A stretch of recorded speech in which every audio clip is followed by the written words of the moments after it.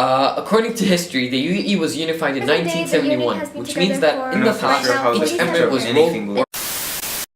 Jad, can you please tell us a bit about the Union of the UAE? According to history, the UAE was unified in 1971, which means that in the past, each emirate was rogue or on its own. It became unified as His Highness Sheikh Zayed Al Nahyan gathered each tribe leader, now known as the Emirates, and held a meeting that says how they should join forces and create a powerful country that will be remembered forever. Each tribe leader agreed to this. However, each leader said that they required equal power. Therefore, each leader had been made sheikh of his tribe / nowadays Emirates. They joined forces because each emirate had owned resources that the other emirates can take from. For example, Dubai had a lot of pearl farming. They supposedly traded it all over the world to help the Dubai economy. And Abu Dhabi had a lot of oil. They traded it to help sustain Abu Dhabi's economy. However, there are cities like Fujairah, Ras Al Khaimah, who I believe struggled a bit before the union of the UAE, should I say. So they have made an alliance or allegiance to the rest of the Emirates. And through the allegiance, each city is now very wealthy. This has made the UAE one of the top 10 most economically sustained countries in the world. Tanvi, can you please tell us a bit about the UAE in the present day? Sure. In the present day, the Union has been together for right now 47 years and consists of 7 emirates: Abu Dhabi, Fujairah, Sharjah, Ras Al Khaimah, Al Quwain, Ajman, and Dubai. Instead of celebrating UAE Independence Day when the British left UAE soil, we instead celebrate UAE Union Day on the 2nd of December. Because of their union, the UAE is the 3rd richest country in the world in terms of GDP.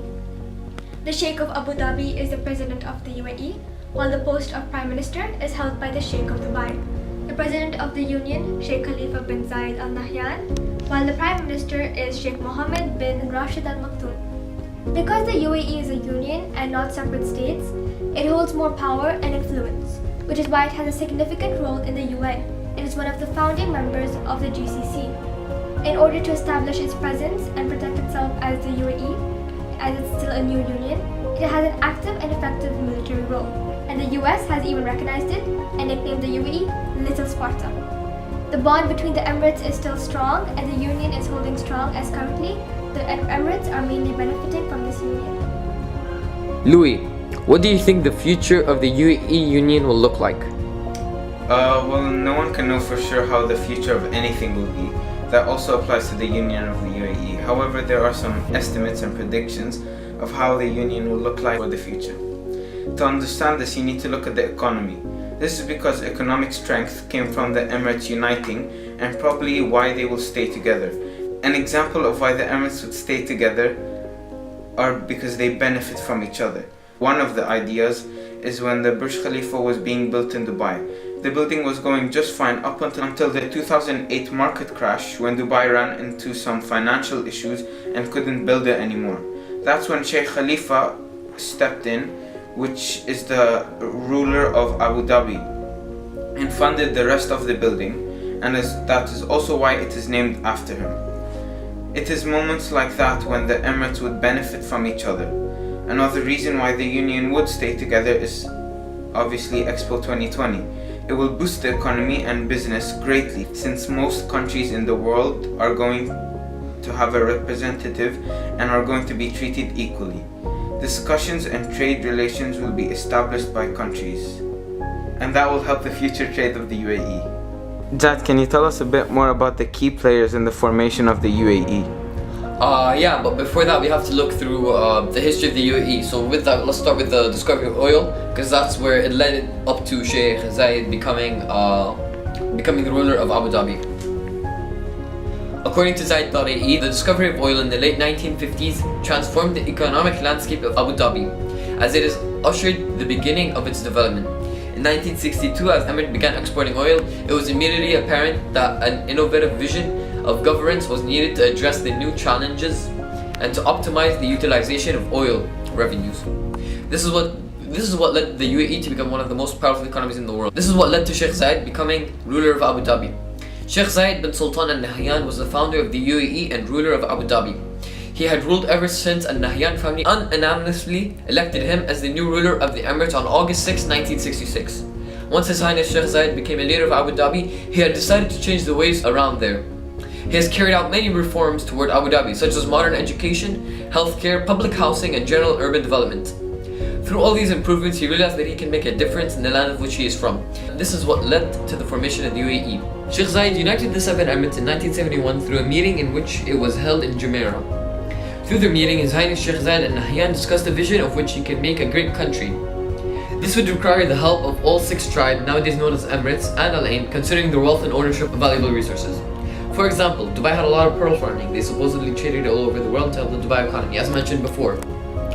And Abu Dhabi had a lot of oil, as mentioned before, and so they used that to trade for external trading, thus increasing the economy. Today, many Emiratis refer to Sheikh Zayed as the father of the nation because of his strong leadership and his commitment to forming the federation. Can you tell us about another important player in the formation of the UAE? So, a key player in the union was Ahmed Khalifa al-Suwaidi, who was the first foreign minister of the UAE, and a prominent and close advisor, as well as a personal representative to Sheikh Zayed bin Sultan Al Nahyan, who was the first president of the UAE.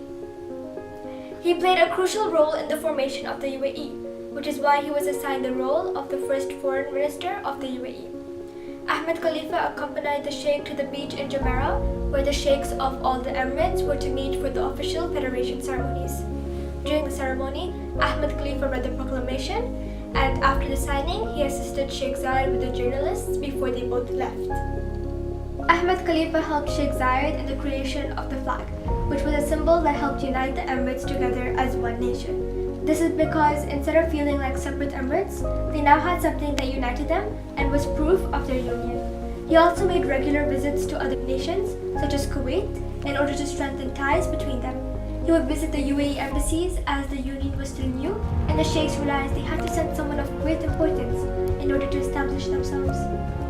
Therefore, Ahmed Khalifa was essential when it came to strengthening ties between the new union and other nations. Ahmed Khalifa was also in contact with economists and was part of establishing the new head of finance of the union. He was also in contact with economists and was part of establishing the new head of finance of the union, therefore playing a crucial part in the new nation's economy. Al-Habtour said, Al-Suwaidi is one of the pioneers of the United Arab Emirates, and he makes us proud. He has contributed to the progress of the UAE through the various positions he has held throughout his career. He is the first to have read the historic statement of the founding of the United Arab Emirates on December 2nd, 1971. Ahmed Khalifa al-Suwaidi has a rich past that should be documented for the generations to come. Louis, can you tell us one more example of a key player who helped form the union of the UAE? Sure. Another key player in the union of the UAE was Saif Saeed Ghabash Al-Mari. He was born in Ras Al Khaimah in 1932 when it was a country on its own. He studied for the beginning half of his school time over there and then traveled to Bahrain to finish his secondary education. He then studied in the largest university in Iraq before moving to Kuwait and working there as an engineer. In 1969, he went back to his country, which 2 years later had become an emirate of the United Arab Emirates. After that, he became a diplomat in the government, and after a couple more years, he became the first Minister of State of Foreign Affairs. This is where his big role in the union was. He managed relationships with other countries as well as helped out local citizens who have moved out to live abroad. This created the spread of Emiratis around the world, which usually went to study abroad to come back and work in the country, just like he did. He also created trade between many different countries, which spread globalization in the UAE, which I will talk about later on. For example, he held a summit on the Sadayat Islands, which was a meeting where students, CEOs, and important leaders as well as people attended. The summit was to talk about problems going around and possible solutions to them, which will be discussed. Some of the topics that were talked about were increasing economic growth, improving sorts of visitation, and interest in cultural sites. All of these had some relation to tourism, which was also a big goal of Saif Saeed.